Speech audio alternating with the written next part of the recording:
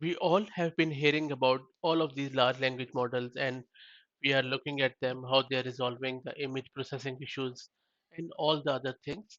But the main questions companies are asking now is that how we can point these large language models to our own data. In this video, I'm going to show you a quick demo where Google's Vertex AI is being used to do a semantic search on Stack Overflow. I will also post the link to this public demo in the video description. So once you are on this page, which is simply an AI demo from Google, you just select Stack Overflow, and then once that's selected, just type any coding question related to Stack Overflow. For example, let me um, grab a question and then I will paste it here. Just,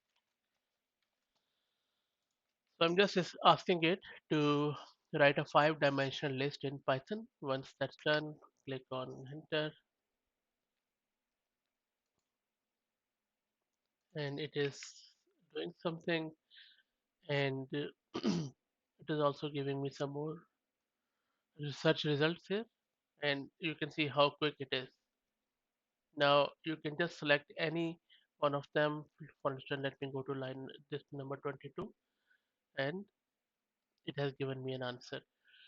So these are all the things which it found in the result. Now, as you know that as the model will evolve, it will give more and more accurate answers or maybe pinpoint answers so that you don't have to browse through all of these answers. But the idea here is that just by using this Vertex AI product from Google, you have pointed this large language model to your own data. It has done the semantic search on it and has returned the results in a flash. So very cool technology. I hope that you liked it. If you have any question or feedback, please put it in the comment section. Thank you.